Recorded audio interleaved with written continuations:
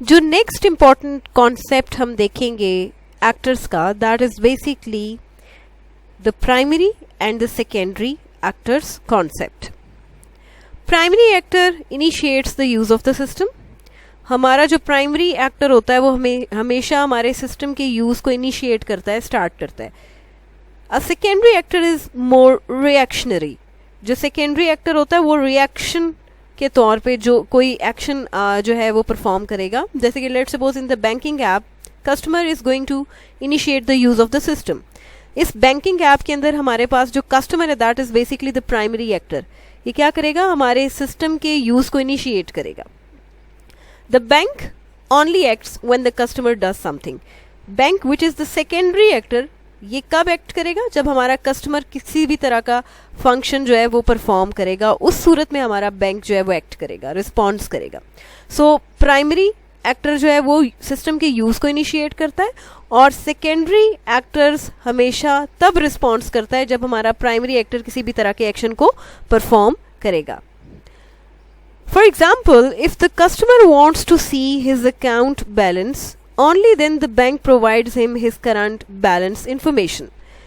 जैसे हम कह सकते हैं कि let's suppose according to this particular banking app, हमारा कस्टमर let's suppose देखना चाह रहा है अपने अकाउंट बैलेंस की इंफॉर्मेशन को, तो उस सूरत में हमारा बैंक जो है उसको उसके करंट बैलेंस की इंफॉर्मेशन जो है वो प्रोवाइड करेगा. सबसे पहले कस्टमर ने इनिशिएट किया, he will request to view his current balance.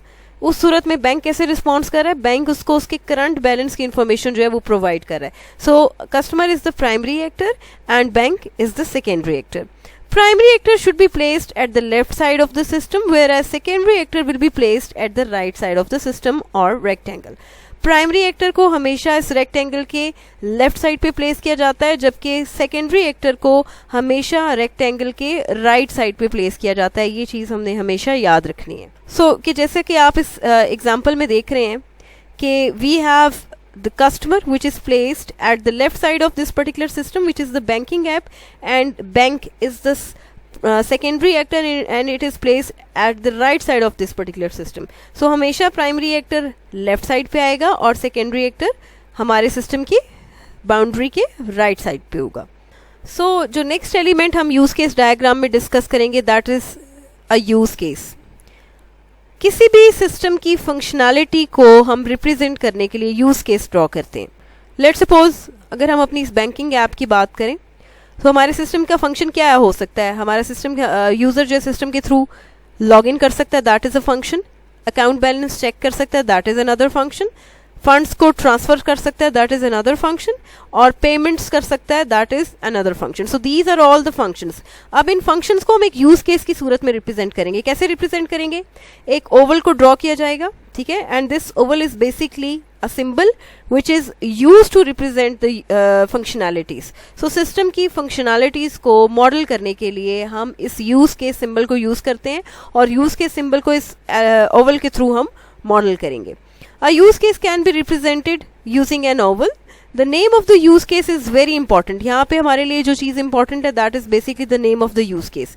The name should be chosen in such a way so that it can identify the functionalities performed by the system.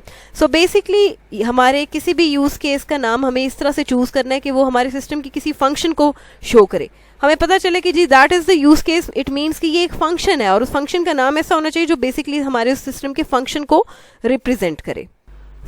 जैसा कि आप देख सकते हैं कि customer is the primary actor और इसको हमने प्लेस किया है इस रेक्टेंगल के लेफ्ट साइड पे, and bank is the secondary actor, इसको हमने प्लेस किया है रेक्टेंगल के राइट साइड पे. और इनसाइड दिस पर्टिकुलर रेक्टेंगल हमने इन यूज़ केसेस को ड्रॉ किया. इन यूज़ केसेस में हमारे पास फर्स्ट यूज़ केस लॉगिन का है, चेक बैलेंस का है, ट्रांसफ़र फंड्स का है और मेक पेमेंट्स का है. So these are the functional requirements जिनको हम इस ओवल की मदद से रिप्रेजेंट करेंगे, ड्रॉ करेंगे. और बेसिकली ये ओवल किसको रिप्रेजेंट कर रहा है, ये यूज़ केस को रिप्रेजेंट कर रहा है.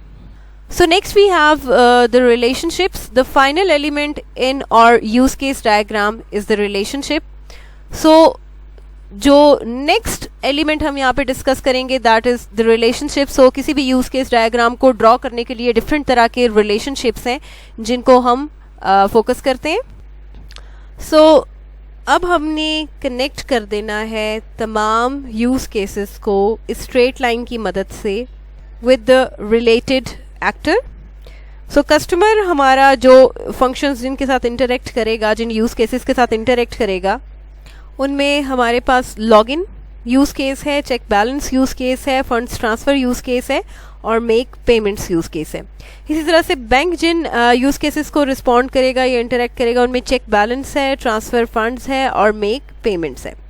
इसी तरह से बाकी के जो रिलेटेड यूज़ केसेस हैं उनको भी हम ड्रॉ कर लेंगे और आगे जाके हम देखेंगे कि उनमें हमने रिलेशनशिप को किस तरह से डिफाइन करना है। जैसे कि हमारे पास ये यूज़ केस है verify password and this one is display login error and this use case is verify sufficient funds and this use case is pay from checking account and pay from the saving account.